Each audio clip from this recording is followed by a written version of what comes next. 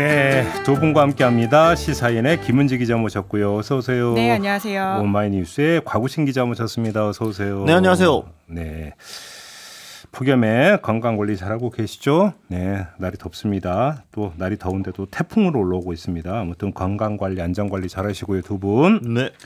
이풀기 이야기부터 한번 해볼까요? 잼버리 이야기 하도 많이 해가지고 두 분께는 안 여쭤보려고 했는데 이건 정치적 측면으로 좀 여쭤봐야 될 것 같습니다. 갑자기 민주당 탓, 문재인 탓하잖아요. 왜 탓한다고 생각하십니까? 여기에 뭐 정치적 복선이 있다고 보십니까? 어떻게 보십니까? 그 인터넷 밈 중에 그런 게 있어요. 우리 비긴 걸로 하지 않을래? 약간 이게 있거든요. 아, 그런 게 있어요? 네. 우리 비긴 걸로 하지 않을래라고 하는 쪽이 사실은 진 거죠. 네. 그러니까 국민의힘이랑 여당 쪽 여권에서는 이 책임에서 벗어날 수가 없고 우린 책임이 없다라고는 도저히 상식적으로 말을 할 수가 없잖아요. 그러니까 우리 책임도 있어. 뭐 김기현 대표 메시지도 그렇고 윤재욱 원내대표 메시지도 그런데 근데 우리만 책임 있는 건 아니야. 민주당도 책임 있잖아. 문재인 정권도 책임 있잖아. 그러니까 우리 그냥 비긴 걸로 하자. 야, 우리 정쟁하지 말자. 국민의힘이 먼저 우리 이거 정쟁하지 말자라고 메시지가 나가는 것 자체가 이거 계속 파고 들어가봤자 여권에 좋을 게 절대 없다는 거에 대한 인정하는 거죠, 사실은. 그 이제 그 얘기를 하니까 갑자기 전문 용어가 들어오는데 아무리 유튜브 연장 방송에 그 얘기를 할 수 없고 반땡땡이라고 하는 전문 용어가 있거든요. 그 얘기는 못하겠고 네. 물귀신 작전이다. 그렇죠. 물 타야죠 이렇게. 네. 김은지 기자는 어떻게 보세요? 네, 그러니까 오늘 아침에 중앙일보에서 이런 칼럼이 나와서 좀 인상 깊게 읽었는데 내부에 이제 인사가 쓴 것이거든요. 그러니까 이렇게 조직을 만든 현 정부의 책임이 크다. 지난 정부를 탓할 바에 차라리 새만금 간척 사업을 처음 시작한 노태우 전 대통령의 책임부터 물을 일이다라는 식의 이야기를 하고 있습니다. 저희 그 이 얘기하니까 어느 촌철님이 당군 할아버지가 문제다. 이런 그러니까 댓글을 달아주신 적도 있어요. 네, 그러니까 이런 식으로 계속 전 정부 타령을 하다 보면 어디까지 올라가는 거냐라는 식의 이야기인 당군 거잖아요. 할아버지. 예. 그리고 이제 제가 이제 보수정당 인사한테 들었던 이야기는 무엇보다도 지금 미국과 영국이 빠져나갔다. 그러니까. 그게 보수적인 어떤 소신을 가진 유권자층에도 굉장히 나쁜 시그널이다라는 이야기를 하던데요. 그렇죠. 예. 그러니까 뭐 나라의 어떤 뭐 급을 나누는 건 아니지만 아무래도 그런 나라에서 먼저 나갔다라고 하는 것이 보수 유권자들한테는 굉장히 좀 큰 충격과 창피, 망신이라고 하는 것들이 있기 때문에 이것은 어떻게 이야기를 하더라도 정부 책임을 빠져나기는 어려운 것 같다는 식의 이야기를 사실 했습니다. 이제 이 정부와 이 정권이라고 해야 될까요? 예전부터 저는 약간 묘한 사대주의 같은 게 좀 있다고 느껴지는데 똑같은 문제여도 외신이 지적할 때하고 국내 언론이 지적할 때 반응이 굉장히 다르거든요. 그러니까 예전에 그 내각 그 꾸리는 것 때문에 이거 너무 남성 편중으로 된 거 아니냐 이런 지적이 안 나온 게 아니었잖아요. 근데 그때 처음에 우리 언론이 지적했을 때는 뭐 능력 위주로 하는 게 진짜 뭐 공정한 거고 뭐 이런 식으로 얘기를 하다가 외신에서 뭐 워싱턴 포스트에서 역시 내각 남성 편중 질문에 화들짝 놀라가지고 막 결국 그 다음 개각 때는 반영이 어느 정도 됐죠. 이런 식으로. 그러니까 역시 이번에도 BBC나 가디언 같은 언론에서 먼저 막 세게 때리니까 이거에 대해서 막 어떻게 수습해야 되지 하고 적극적으로 나설 수밖에 없는 상황을 만든 거. 우리 언론이 계속 예전부터 시그널을 보냈을 때는 다 잘 될 겁니다. 괜찮습니다. 가장 안전한 잼버리가 될 겁니다. 이런 온갖 말씀을 하시다가 이제 많이 섭섭했구나. 아, 저요? 국내 기자로서 많이 섭섭했네. 저는 또 이 어떻게 보면 뭐랄까요 트리플 크라운을 한 거기 때문에. 뭔 트리플 크라운? 아니, 그러니까 이제 그 예전에 윤석열 대통령께서 후보 시절부터 얘기를 하셨잖아요. 일단 처음에 그런 뭔가 폭로 같은 걸 할 거면은 주요 방송사에서 해야지. 이런 인터넷 언론에서 하면 안 된다. 이런 식으로 인터넷 언론 한번 비하하셨고. 그 다음에 언론 노조가 또 좌파라고 또 그쪽 캠프에서 막 이야기했었죠.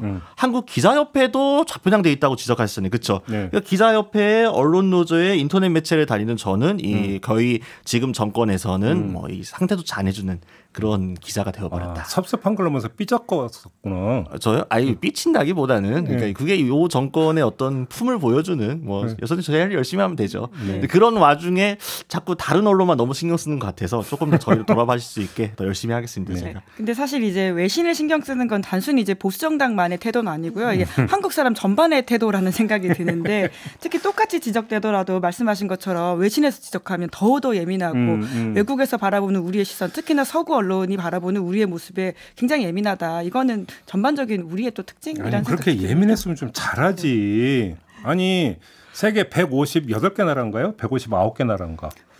거기서 청소년들이 오면 전 세계 관심이 여기에 집중이 되는 건데 왜 이렇게 하냐고 그러니까 이거 아니에요 지금. 그렇죠. 이제 무엇보다도 사실 청소년들한테 굉장히 미안하다라는 생각이 들 수밖에 없고요. 그러니까요. 게다가 코로나 이후에 처음으로 이렇게 크게 열린 행사라고 하잖아요. 그런 차원에서도 싸울 게 아니라 정말 좀 누가 먼저 나서서 미안하다는 이야기를 하는 게 이기는 게임 아닌가라는 생각도 듭니다. 아까 저희가 그래서 이제 그 미국 거주한 한인 부모 이제 그 자식 저기 요번에 잼버리에 보낸 그분과 그 인터뷰를 했는데 할부로 냈대잖아요, 참가비를. 응? 그렇죠. 한두 푼 들어가는 것도 아닌데. 그게 한두 푼도 아니고 진짜 큰맘 먹고 평생에 한 번이잖아요. 어차피 이거는 이제 그 나이가 있기 때문에 평생에 한 번. 그래서 큰맘 먹고 알바하고 모금해서 겨우겨우 돈 마련해가지고 거기다 할부까지 해가지고 왔는데 이래버리면 누가 기분이 좋겠어요? 누가 그게. 네. 응? 그리고 이제 이야기들을 꽤 많이들 하시는데요. 그러니까 이 행사의 유치 능력 그리고 우리의 어떤 국정 운영에 하는 모습들이라고 하는 게 결국은 이제 부산 엑스포 유치에 결정적 영향을 미칠 수밖에 없다라는 걱정을 하는 분들이 꽤 있어요. 아까 같은 경우에도 영향이 있을 거라고. 11월 달에 이제 발표가 되는데 사실 지금 우리가 완전 1등에 서가지고 뛰고 있는 상황은 아니고 굉장히 이제 열심히 해서 치고 나가야 된다. 강적 사우디가 있잖아요. 예, 그렇죠. 그런데 사실 지금 같은 상황이면 2등도 못하는 게 아니냐라는 걱정들이 나오고 있는 거죠. 그 정도로? 예, 이탈리아가 사실 굉장히 지금 많이 또 열심히 하고 있는 상황이고 우리 사우디 그리고 이제 이탈리아 경쟁에서 심지어 2등도 아니고 3등 결과가 나오는 게 아니냐라는 우려까지도 지금 하는 사람 이야기를 들었습니다. 아이고. 알겠습니다. 아무튼 두 분의 진단은 왜 그 문재인 탓하느냐?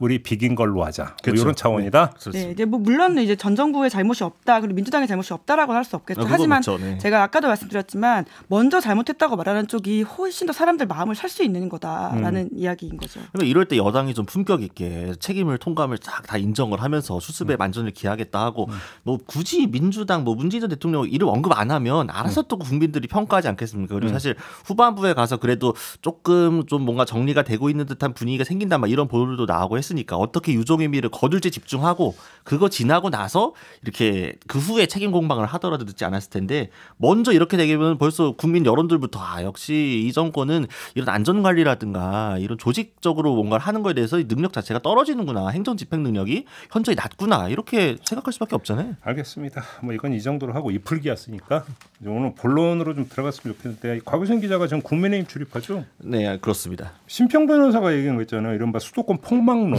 네. 그래서 이제 그 기초가 여론조사였잖아요. 무슨 여론조사 돌린 게 있었던 거예요, 뭐예요? 그러니까 사실 이게 그 항상 이런 뭔가 이벤트가 있을 때마다 그 기저에는 최근에 당에서 돌린 여론조사 결과가 이렇다더라. 이런 식의 이야기는 항상 나왔던 거거든요.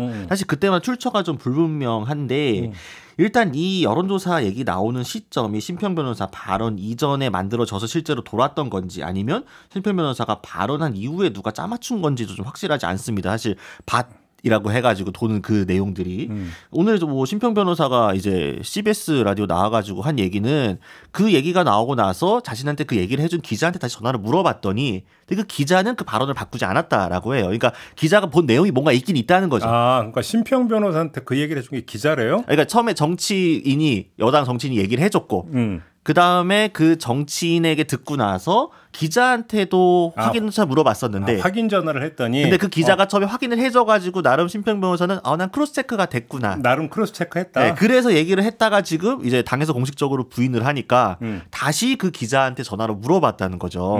내가 이거 사실이 아니라고 하는데 당에서 했더니 그 기자는 내가 본 내용이 있다. 그러니까 이런 식으로 얘기를 했다. 발언을 바꾸지 않았다고 얘기했다는 근데 보통 거죠. 이제 수도권 폭망론까지 나왔다는 것은 전국 뭐 1000명을 대해서는 전국 조사가 아니라 지역구별 조사했다라고 해석을 해야 되는 거잖아요. 그렇게. 그리고 이 정도라면 소문 나지 않나요? 그러니까 제가 어제 만났던 사람도 이제 그런 이야기를 하던데요. 그러니까 이 정도 규모면 지역의 소문이 파다하다. 그렇기 때문에 지금까지 나온 이야기는 좀 정확하지 않은 건 사실인 것 같다라는 식의 이야기인 건데요. 전화 받은 누군가는 분명히 말을 해주는데 그렇지 않은 거 봐서는 좀 과장되어 있는 지점은 있는 것 같다. 이제 하지만 저희가 지난주에 이제 10월 이재명 사퇴설과 관련돼서도 이게 자꾸 이제 파장이 커지는 이유가 뭐냐로 질문을 좀 옮겨야 된다라는 식의 이야기를 했는데요. 그러니까 결과적으로 이 이야기가 계속 잦아들지 않고 계속 파장이 굴러가는 사안이 무엇이냐 그쪽으로 좀 이야기를 나눌 필요가 있을 것 같습니다. 무엇이라고 보는데? 실제적으로 이 구인난 그리고는 수도권에서 국민의힘이 어려운 상황은 사실이다라는 식의 이야기를 하거든요. 안철수 의원이 지금 인물난 얘기하고 있죠. 네.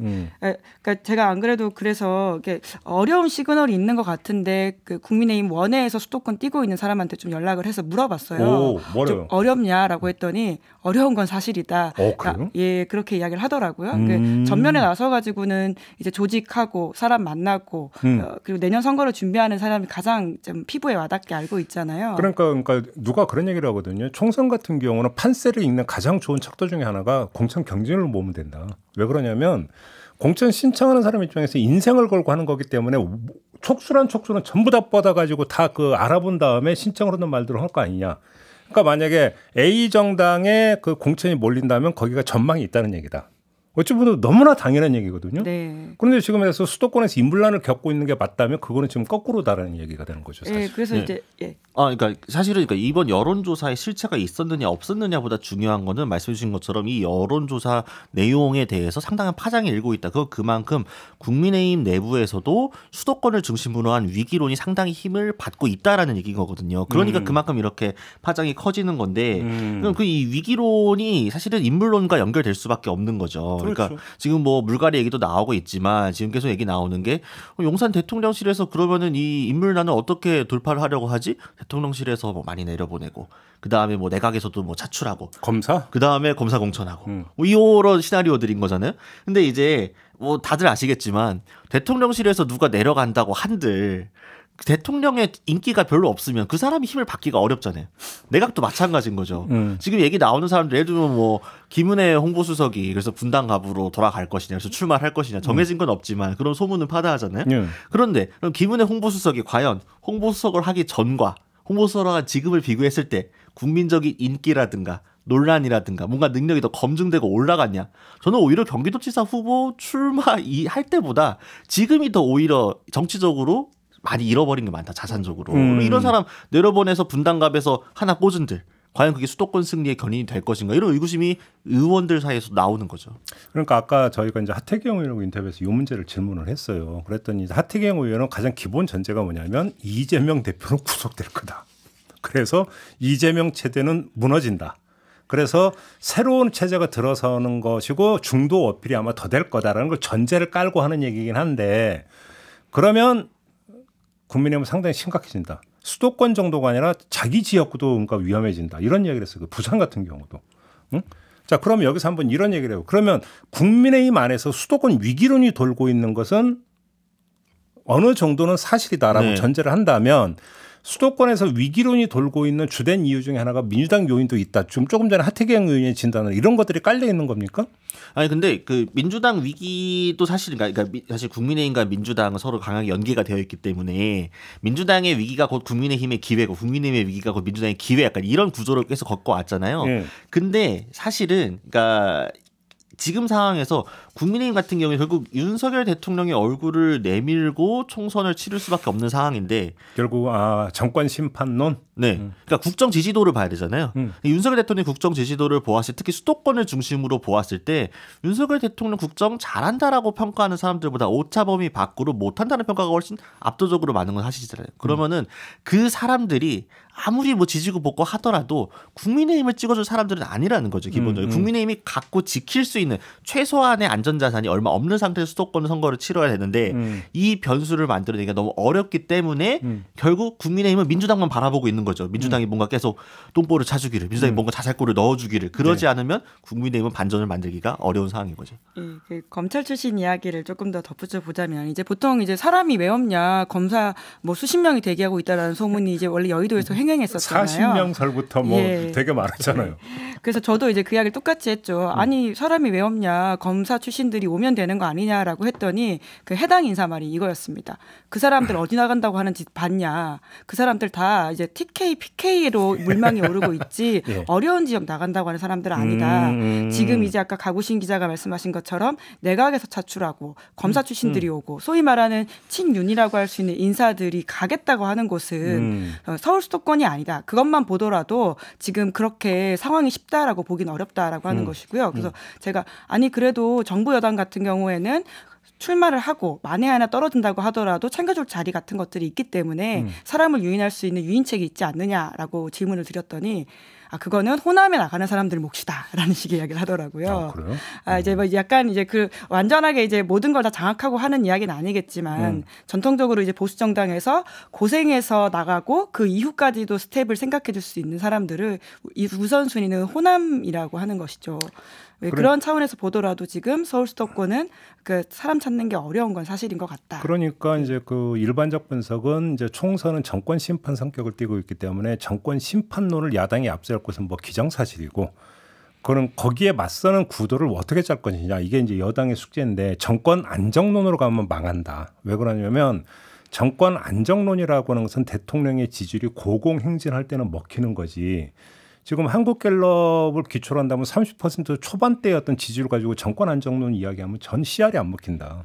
이러는 거고, 그래서 이제 많이 나오는 이야기가 정권 심판론에 맞서는 구도는 야당 심판론으로 결국 가야 되는 건데, 결국은 거기서 이재명 사법 리스크라고 하는 것들이 작동하는 거 아니냐라는 건데, 아까 이제 하태경 의원은 이재명 대표 체제가 무너지는 걸 전제로 하는 것은 야당 심판론의 중요한 매개가 사라진다라는 걸 이제 전제로 하는 이제 그런 이야기가 되는 것 같고, 그거는 뭐 지켜봐야 되는 문제니까 지금 여기서 좀 이따 또 이제 뒤에 가서 얘기할 부분이 좀 있어요. 그건 이제 그것대로 놔두고. 근데 제가 또 뭐 그러니까 예를 들어서 뭐 정치권에서 했던 얘기를 가지고 다 이야기를 하면 저도 여기서 매일 특종할 수 있는데, 근데 그냥 그 약간 무릅쓰고 하나만 얘기를 하면, 제가 민주당 인사한테 들었던 얘기는 뭐냐면 판세. 근데 사실 지금 판세를 이야기하는 게 제가 볼 때는 되게 섣부른 거라고 전제를 깔고 드리는 말씀이지만, 민주당 자체 분석은 경기는 좀 유리하다. 지금 시점에서 판세가 경기는 유리하지만 인천이나 서울 같은 경우는 지금 호각세다. 저는 그렇게 들었었거든요. 응? 예, 실제로 그렇죠. 서울 같은 경우에는 어떻게 될지 모른다라는 이야기들을 민주당 의원들도 많이 해요. 그러니까 지금 국민의힘하고는 감도 차이가 엄청나게 있는 거죠, 사실은. 그러니까 사실은 양당이 다 좋은 상황이 아니라는 게 느껴진 게 뭐냐면요. 국민의힘 인사들을 만나면 다음 총선 큰일 났어. 어떡하지? 우리 어려울 것 같아. 이렇게 얘기하고, 민주당 인사들 똑같이 얘기해. 다음 총선 어려울 것 같아. 우리 불리해. 국민의힘 유리할 것 같아. 이렇게 얘기를 한다는 거죠. 그러니까 지금 양당이 서로가 악재들을 크게 안고 있다 보니까 어느 누구도 섣불리 자신감 있게 다음 총선 우리가 유리할 거야. 우리가 구도적으로 훨씬 괜찮은 상황이야. 이거 지키기만 하면 선전할 수 있어. 이렇게 확언을 못 하고 있는 상황인 거죠. 그래서 서로 사이에서 돌고 있는 글들도, 내용들도, 여론조사 내용도 상당히 상반되어 있는 내용들이 많다. 이렇게 말씀드릴 수 있을 것 같아요. 알겠습니다. 아무튼 그러니까 감도 차이가 있다는 점 말씀드리고, 또 하나 신당 창당설을 어떻게 보세요? 그 얘기 혹시 돌았어요? 국민의힘 안팎에서? 아니 근데 이제 그 신당 창당설과 관련한 이야기들은 그러니까 돌긴 돌았는데, 그러니까 도는 내용을 보았을 때 이게 과연 신빙성이 있는 건가, 이게 과연 실제로 실현 가능성이 있는 건가에 대해서는 물음표가 생길 수밖에 없는 거잖아요. 그러니까 이제 윤석열 대통령의 신당이 성공을 하려면, 그러니까 전제 조건이 우선 윤석열 대통령 국정 지지도가 좋아야 돼요. 그렇죠. 근데 주변에 윤석열 대통령을 도와줄 만한 사람이 많이 없으니 국민의힘 내부에서 아예 당을 깨고 나가서 새롭게 이제 친윤을 중심으로 한 당을 만들겠다. 좀 딱 튼튼하게 지켜줄 사람들 만들겠다라는 건데, 아니 일단 국민의힘은 근데 또 친윤 천하잖아요. 그러니까 국정 지지도가 좋아지면 당을 깰 이유 없이 국민의힘대로 선거를 치르면 돼요. 그리고 당을 깨고 나갈 정도가 된다고 하면 지지도가 안 좋은 상황이기 때문에 굳이 깨고 나가봤자 성공할 수가 없어요. 그러니까 앞뒤가 안 맞는 거죠. 인과관계가 성립이 어렵기 때문에 이 신당설은 사실은 야권에서 아주 깨주고 나갔으면, 그럼 우리가 해볼 만할 텐데, 똑같거든요. 여권에서도 민주당도 갈라졌으면 좋겠는데 친명 비명 해가지고 깨고 나갔으면 좋겠다. 그럼 구도가 우리가 유리할 테니까. 모두가 상대에 대한 어떤 wishful thinking만 들어가 있는 게 아닌가. 그러니까 뭐 지나가는, 그러니까 돌아가는 흐름을 본다면, 아니 그럴 거면 이준석 대표 징계를 못해서 그 난리를 치고, 그다음에 전당대회에서 그러니까 지금의 김기현 체제 관련해서 뭐 그러니까 용산에서 민다는 그 숱한 얘기가 왜 나왔을 것이며, 그럴 거라면, 그죠? 거꾸로 따지면. 그래서 제가 볼 땐 그거는 뭐 그렇게 크게 언급할 부분은 아닌 것 같고, 요건 어때요? 이준석, 유승민 신당 가능성은 어떻게 보세요? 그 얘기는? 저는 낮다고 봅니다. 상당히 가능성이. 그것도? 네, 상당히 가능성이 낮다. 왜냐면은 그러니까 차라리 만약에 정말로 뭐 소위 이준석계라고 뭐 천하용인이라든가 이준석 전 대표라든가 유승민 전 의원에 대해서 공천을 안 주고 막 당에서 끝까지 쥐고 흔들고 뭐 장난질을 해서 이게 내보내는 축출식으로 간다고 하면 이분들이 무소속으로 나올 수는 있겠죠. 근데 무소속으로 되고 나서 나중에 따로 다른 제3당 세력이라든가 신당 그때 정치 구도에 재편되는 과정에서 당을 만들든가 합류할지는 모르겠지만 지금 상황에서 안 좋다고 이제 신당을 만든다. 왜냐하면 이미 바른정당의 실패 사례를 너무나 뼈저리게 경험적으로 사신 분들이기 때문에 그리고 기본적으로 이 바른정당스러운 혹은 그 계열을 지지하는 분들의 화력이라든가 집중도를 보았을 때도 이게 지역구에서 크게 이렇게 선전하는 게 쉽지 않은 상황이거든요. 오히려 그렇게 전략을 갖고 나가는 게 선거구도 유리하다고 판단하지 않을 겁니다. 아마. 그래요. 네, 저는 그렇게 봅니다. 두 사람은 직접적으로 메시지를 계속 내고 있는 상황이잖아요. 그렇기 때문에 두 사람 메시지의 어떤 흐름을 보면 될 거라고 생각을 하는데요. 그러니까 물론 정치는 생물이기 때문에 아까 뭐 진행자도 말씀하셨지만 내년 총선 결과를 지금 예단하는 것은 아무 의미 없다라고 그렇죠. 하는 차원에서도 사실 뭐 모든 게 열려 있는 것 같게 보이긴 하는데요. 적어도 지금 상황에서 이준석 대표는 자기 메시지 명확하게 내고 있고 유승민 대표는 그런데 요새 조금 보면 굉장히 좀 뭐라고 할까요? 열어둔 이야기도 가끔 한다라는 차원에서 둘 이야기를 좀 집중해서 들어보는 게 맞을 것 같습니다. 알겠습니다. 그러니까 아까 신당 창설을 약간 돌아가면 잘못돼 신당 창당선 그렇게 설득력 있는 시나리오 같지는 않지만 그 용어로 좀 봐봐요. 신주류 창출설은 상당히 의미가 있을 수 있다. 윤석열 대통령 입장에서 국민의힘의 신주류를 형성시켜야 되는 필요는 충분히 있다고 봐야 되겠죠. 그렇게 놓고 본다면 이 이야기는 공천이 어떻게 흘러가는 거고 바로 연결이 되는 거 아니겠습니까? 그 가능성 충분히 있다고 봐야 되겠죠. 네, 그렇죠? 용산에서 애초에 판단을 하기에 이번 총선에서 목표가 과반 승리가 아니라 윤석열 대통령을 어떤 상황에서도 지켜주고 보호해줄 진짜 믿을 만한 사람들을 당선시키는 거다. 이른바 직계들을 신주류로 포진시키는. 네, 그게 목표이기 때문에 그래서 PK, TK 물갈이론도 나오는 거고 많은 현역 의원들이 불안해하고 있다. 이렇게 연결되고 있습니다. 그렇죠. 이제 그래서 공천이 어디까지 이제 그 이루어지느냐가 이제 초미의 관심사가 되는 게 바로 그거 아니겠습니까? 네, 요새 좀 말 좀 세게 하시고 좀 약간 헛발질하시는 분들이 지역구가 대체로 좀 불안한 지역구들이죠. 아 그렇게 보면 되는 겁니까? 아, 그럼요. 자기 어필이다 이렇게 보면. 아, 그럼요. 뭐 어디서 뭐 수조에서 뭐 물 떠 드신다거나 뭐 아니면 굉장히 뭐 말 강하게 하시거나 이런 분들 보시면은 그런 분들이 출마하고 싶어하는 지역구 혹은 갖고 있는 지역구가 그런 물갈이 대상에 거론되는 지역구인 경우가 굉장히 많습니다. 그래요? 선거가 다가오면 다가올수록 그 해당 행위들을 단순히 그렇게 볼 게 아니다라는 식의 이야기들이 많은데요.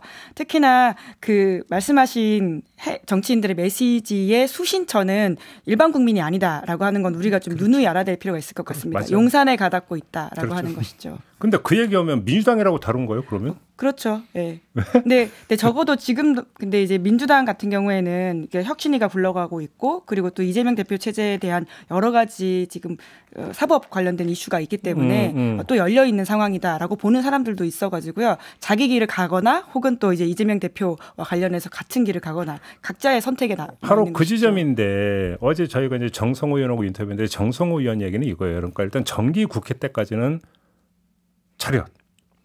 아무 얘기 나오지 않고 하는데 정기국회가 끝나고 나면 여기서 이제 해석 지점이 이제 갈리던데 어제 언론 보도로 약간씩 갈리던데 제가 볼 때는 오히려 그때는 저는 또 어떤 해석이 가능하냐면 그때는 포스트 이재명 체제에 대한 논의는 가능하다라는 어떤 뉘앙스로도 읽을 수 있는 여지가 있었거든요. 근데 만약에 그렇게 돼버린다면 그건 100% 비대위라고 봐야 되는 거잖아요. 다시 12월이면 현실적으로 전당대회로서 새 대표를 뽑을 수가 없잖아요. 뽑을 이유도 없고 몇 달 뒤가 바로 총선인데 그러면 비대위 체제로 만약에 전환이 된다고 한다면 누가 간판이 되느냐 되게 중요한 거 아닙니까? 민당 안에서. 그렇죠. 혹시 이것 관련해서 뭔가 목소리가 세지거나 이런 분이 있나요? 네, 저는 이제 그 좀 다른 얘기긴 한데 그 출처에 그 문제가 있긴 한데 지금 이제 민주당에서 만약에 새롭게 간판을 바꾼다고 해서 갑작스럽게 막 완전히 뉴페이스를 내세우기는 쉽지 않고 그러면 지금까지 알려진 인물들 중에서 누구를 내세우는 게 가장 그래도 효과적일까? 저는 사실은 김부겸 이름을 들었거든요.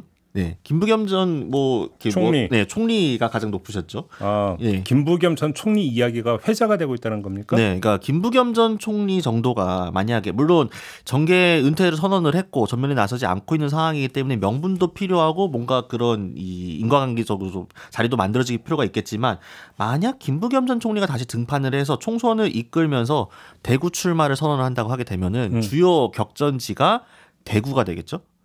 그렇게 되면은 이 민주당은 전장 자체를 지금 국민의힘의 안방에서 싸워볼 수 있다. 국민의힘의 안방에서 대구에서 이거 가지고 경쟁하게 되면은 수도권 싸움도 아니고 충청 싸움도 아니고 PK 싸움도 아니고 대구 싸움을 중심으로 하게 되면 국민의힘은 안방을 사수하는 데 총력을 기울일 수밖에 없고 다른 선거에서의 동력이 떨어질 수밖에 없다. 그러면 이 그림도 괜찮지 않느냐. 국민의힘 입장에서도 그게 가장 무서운 시나리오일 것이다. 이런 이야기들이 나오고 있습니다. 근데 김부겸 전 총리가 등판한다면 그냥 지역구 출마 정도가 되는 건가요? 그건 아니잖아요. 그렇죠. 자리를 가지고 지역구 출마까지 같이 하는 거죠. 그래요? 네. 물론 이제 그것도 하나 이런 식으로 하게 되면은 그림이 어떻겠느냐라는 이야기들이 있는데 제가 이거를 여권 쪽에서도 그게 가장 무서운 시나리오다라는 이야기를 들었고 야권에서도 김부겸 전 총리 정도가 한번 돌아오면 괜찮을 텐데 이야기도 나와서 묘하게 비슷한 시기에 제가 다른 출처로 이 이야기를 들어서 그러니까 이게 이제 그 배터리 까마귀 날자 배 떨어지는 건지 모르겠는데 아무튼 김부겸 전 총리 기사가 얼마 전에 한번 나온 적은 있어요. 민주당에 청년 노무현이 없다고 이야기한. 요게 이제 그 기사화된 적이 있었는데 지켜볼 일이고 김은지 기자는 어떻게 보세요? 네, 지금 이제 여러 가지로 민주당 상황이 어렵지 않습니까? 그리고 복잡하기도 하고 아직 정리가 여러 가지 돼야 될 상황이 있기 때문에 지금 이제 주요 주자 혹은 포스트로 꼽히는 사람들은 제발 자기 이름 말하지 말아달라고 합니다.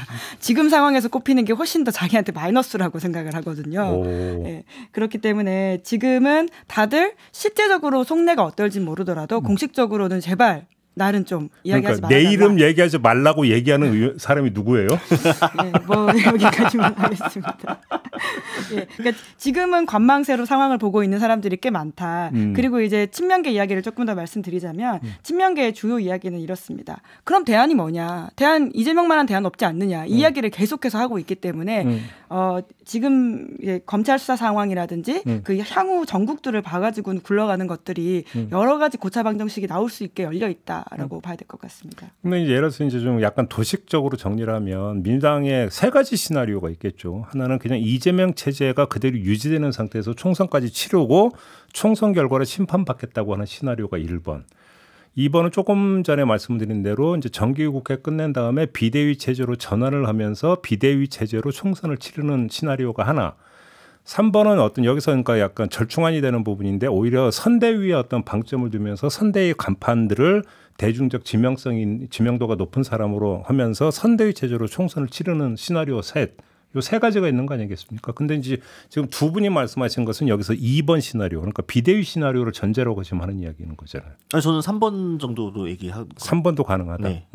네, 이제 뿐만 아니라 비대위원장이라든지 공천을 관리하는 최종 관계자가 된다면 당사자가 출마를 하는 게 과연 맞느냐 이런 이야기 하시는 분들도 계시거든요. 그렇죠. 예, 특히나 이제 민주당은 아니지만 자유한국당 시절에 이제 황교안 대표 같은 경우에는 본인이 자기 선거에 발이 묶여가지고는 전체적으로 선거를 또 지휘하지 못했던 측면도 있다 이런 이야기를 하기도 하고 뿐만 아니라 공천에 있어서 자기 권위 그리고 이제 당내 혁신을 이루기 위해서는 내려놓는 모양새가 굉장히 중요한데 물론 말씀하신 김부겸 전 총리가 대구에 나가는 건 전혀 기득권이 아니기 때문에 좀 다른 모양새이긴 한데요. 그러니까 여러 가지 전제 조건이 또 붙는 인사들을 찾고 있는 것 같긴 한데 또 이재명계와의 소통도 중요하게 보이는 지점은 있습니다. 황교안 사례는 저는 약간 이제 종로에 출마를 선언한 것도 그렇고, 그러니까 출마 자체가 문제라기보다 종로를 선택한 것도 그렇고, 종로 선거를 어떻게 치렀는지 사실 그 결과를 보면 알 수 있잖아요. 그러니까 이 대진표도 중요하고, 사람들은 이제 총선 전체 수많은 지역구들 중에서 주요 대진표들이 격전지들이 나오는 지역구들을 중심으로 전체 판세를 생각하는 게 있기 때문에 그림을 어떻게 만드냐 되게 중요한 거잖아요. 그러니까 예를 들면 고양갑의 원희룡 장관이 이제 자객 공천으로 나갈 것이다 이런 이야기도 심상정의 원희룡? 이런 그림이 성사되는 건가라는 그림이 재밌기 때문에 사람들이 생각을 하는 건데 그러면은 이렇게 붙는구나 원희룡이 나가서 뭔가 해보려고 하는구나라는 이미지가 생기니까 그럼 그게 원희룡 장관 본인의 당선 유부와 또 별개로 전체 선거에 어떻게 조금 긍정적인 영향을 미치냐 안 미치냐 또 관계가 있는 거라서 이게 다 연계돼 있잖아요. 이런저런 계산들을 두들기고 있지 않을까 싶긴 합니다. 근데 제가 볼 때는 이제 공천 물갈이 이야기 많이 하는데 공천 물갈이라고 하는 것은 물갈이의 주체가 있고 그 주체가 말 그대로 주도권을 쥐고 공천을 행사한다라는 거니까 공천 물갈이보다는 공천 파동이라는 표현이 더 맞을 것 같은데 민주당도 공천을 둘러싼 잡음이 심각하게 발생할 가능성은 얼마든지 저는 있다고 보거든요. 네, 오히려 민주당 같은 경우에는 서울 수도권에 출마하겠다고 하는 사람들이 많거든요. 아, 유리한 건 맞나 보구나. 많다는 거 보니까. 그러니까 아무래도 현역이 기본적으로 있는데 또 도전자들 입장에서는 갈 곳이 없다 보니까 이제 여튼 이제 그렇게 도전을 하는 모양새를 잡고 있는 것 같은데요. 뭐 많다라고 하는 기준이 국민의힘에 비해서이긴 합니다. 이제 그럼에도 불구하고 뭐 몇몇 의원들은 내 자리에 지금 몇 명 와 있는 줄 아느냐 뭐 이런 식의 이야기도 하거든요. 왜냐하면 자기 경쟁자는 자기가 제일 잘 알잖아요. 이제 그러다 보니까 서울 수도권에서의 경쟁력을 어떤 식으로 좀 볼 수 있을지도 여러 가지 고민이 있을 텐데. 예.